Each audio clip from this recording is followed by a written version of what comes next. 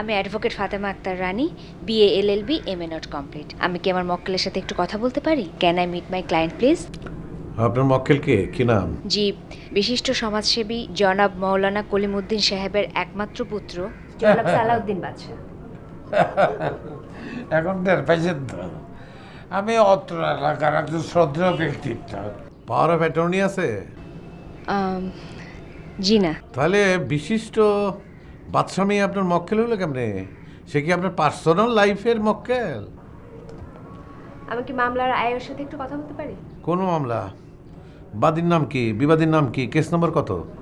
না মানে মিস্টার বাদশার বিরুদ্ধে যে মামলাটা আনা হয়েছে সেই মামলা। মামলা তো এখনো শুরুই হয়নি। তাহলে কোন কোন ধারায় তার বিরুদ্ধে অভিযোগ আনা যেতে পারে?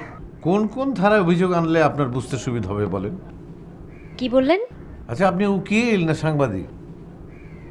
জি, আমি advocate Fatema Akter Rani, BA LLB MA not complete. মামলা হবে না। বাদশামী আর অভিভাবক মুচলেখা দিতে রাজি হয়েছেন, আমরা তাকে ছেড়ে দেব। কনস্টেবল, জি স্যার। ওই বাদশামীর নিয়ে আসো এখানে। জি স্যার। আর কোনো সমস্যা? ভেবেছিলাম মিস্টার বাদশার কেসটা দিয়ে উকিল হিসেবে আমার ক্যারিয়ারটা শুরু করব, হলো না। মামলাটা আপনারা কে দিছিল? মিস্টার বাদশার ছোট বোন নাজমা বেগম। বাদশামী আর বাবা এখানে উপস্থিত আছে। আমার তো মনে হয় না তাকে আপনার কোনো প্রয়োজন আছে। চাচা, সালাম আলাইকুম চাচা। আলাইকুম। চাচা, আপনি আমাকে চিনতে পারেননি।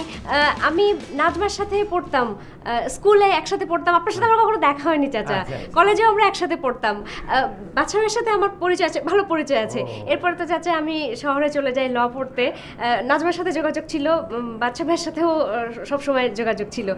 চাচা, এখন আমি advocate, BA LLB MA not complete, কিন্তু কোনো সমস্যা নাই চাচা। আমি আপনার এখন থেকে এই যে মামলা বিষয়ক যাবতীয় ব্যাপার আমি দেখব, আপনি কোনো চিন্তা করবেন না। না না না না, আমার তো মনে হয় এখন তোমাকে লাগতো না।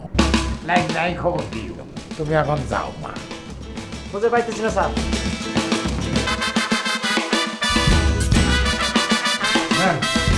এখানে সই করেন। কি যন্ত্রণার মধ্যে আলাইলেন আপনি আমারে। আবার এই সই বই করানোর মধ্যে বেজালের মধ্যে যাই কিনলেই। ও, আপনি সই করতে পারেন না? কে কইছে আপনারে? যদি না পারেন একটা টিপ সই দেন। হ্যাঁ ঠিক আছে, আপনার একটা সম্মানী লোক, পুলিশ মানুষ, আপনি যখন বলছেন দে। দেন। নেন, বুঝলেন নি? এখানে কি লেখা আছে তাও তো বললেন না। পড়ানোর দরকার নাই।